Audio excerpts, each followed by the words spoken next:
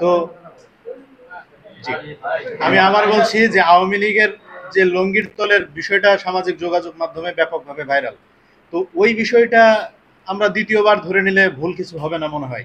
কারণ ওই রিমোট কন্ট্রোলের সুইচ হিসেবে বিএনপি আরো অন্যান্য যে সকল জাতীয়তাবাদে বিশ্বাসী রাজনৈতিক দলগুলো, তাদেরকে ব্যস্ত রাখা এটা তাদের একটা কূটকৌশল হতে পারে, সেটা আমরা স্বাভাবিক প্রক্রিয়া হিসেবে মনে করতে চাই। তবে আমরাও এতটুকু অসচেতন রাজনৈতিক দল না যে আমরা আমাদের জায়গা থেকে পিছু হটে যাব তারা একটা আন্দোলন করলে কিংবা তারা একটা দাবি উত্থাপন করলে। যেখানে আমি জানি না আমার এমপি কে হচ্ছে, আমার আসনে কে এমপি হচ্ছে সেটা আমি জানি না, আমার ভোটের অধিকার, ধরেন আমার দলের নিবন্ধন নাই, আমি আজকে স্বতন্ত্র প্রার্থী হিসেবে নির্বাচন করব, সেই অধিকার যখন আমার কেড়ে নিবে তখন তো আমি চুপ থাকবো না। স্বাভাবিকভাবে আমি কি তখন জামাতের হয়ে নির্বাচন করব, বিএনপির হয়ে নির্বাচন করব, না আদার্স কোনো রাজনৈতিক দলের হয়ে নির্বাচন করব? সেই অধিকার আমার কেড়ে নেওয়ার কোনো অধিকার জামাত কিংবা যারা এই পিয়ার পদ্ধতি নিয়ে বারবার মাঠে নামছে, আন্দোলন করছে, তাদের সেই অধিকার নাই। আমার গণতান্ত্রিক অধিকার, আমার ব্যক্তি স্বাধীনতার অধিকার তারা ক্ষুণ্ণ করছে। সংবিধান তাদের মন মতো না হলে তারা পরিবর্তন মানে করবে, আরেকটা গণ অভ্যুত্থান করবে। তা আমরাও এই কথাটা বিশ্বাস করি, মনে প্রাণে বিশ্বাস করি। যারা গণ অভ্যুত্থানের পরে এক উপদেষ্টার বাসা থেকে দুইটা ছাগল চুরি করতে পারে, আরেক উপদেষ্টা ছাগল কিনে দেয়, আবার সেটা নিয়ে ইউনূস সাহেবের বিচার করতে হয়, তারা এই ধরনের শয়তানি যে করবে সেটা আমরা বিশ্বাস করি।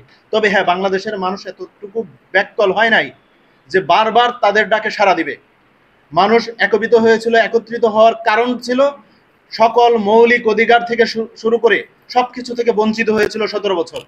সেই জন্য মানুষ একত্রিত হয়ে আন্দোলন করেছিল, এক কোটার কারণে আন্দোলন করে নাই যে ডারবি নাসির আবার এসে বলবে কোটার জন্য আন্দোলন করেন কিংবা অমুকের জন্য আন্দোলন করেন, মানুষ এসে সাড়া দিবে। সেই এরকম যদি হয়তো, কোটার আন্দোলনের পরে আমরা দেখেছি তাদের বিভিন্ন মঞ্চে ক্যামেরাম্যান ছাড়া আর কেউ ছিল না, ওই রকম হবে বিগত তাদের সামনের আন্দোলনগুলো। এর উপদেষ্টারা যারা এখানে আছে তারা কোনো পলিটিক্যাল এস্টাবলিশমেন্টের কোনো অংশ না, বাট তারা একটা ইন্টারন্যাশনাল মানে হলো ইন্টারেস্টের অংশ। সেই জায়গা থেকে আপনারা হলো তারা এখানে আছে, আমাদের সাথে আমাদের রাজনৈতিক বোঝাপড়াও এদের সঙ্গে নাই। এই জায়গা থেকে তারা দেখেন আওয়ামী লীগের বিষয়েও ভালো কোনো সিদ্ধান্ত নেয়নি। সব কিছু মিলিয়ে একটা হযবরল সিচুয়েশন। এই হযবরল সিচুয়েশন যে কোনো সময় যে কোনো দিকে ডাইভার্ট করতে পারে। এদের কোনো বন্ধু নাই, এদের বন্ধু না জামাত, না বিএনপি, না আওয়ামী লীগ, এরা কারো বন্ধু না, এরা কারো প্রতিনিধি না।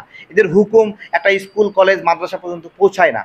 যেহেতু এদের হুকুম একটা কলেজের পর্যন্ত পৌঁছায় না, একটা রাস্তার মোড় পর্যন্ত পৌঁছায় না, হকার ফুটপাত পর্যন্ত পৌঁছায় না, তাই এদের এদের হুকুমতটা অনেক নড়বড়ে।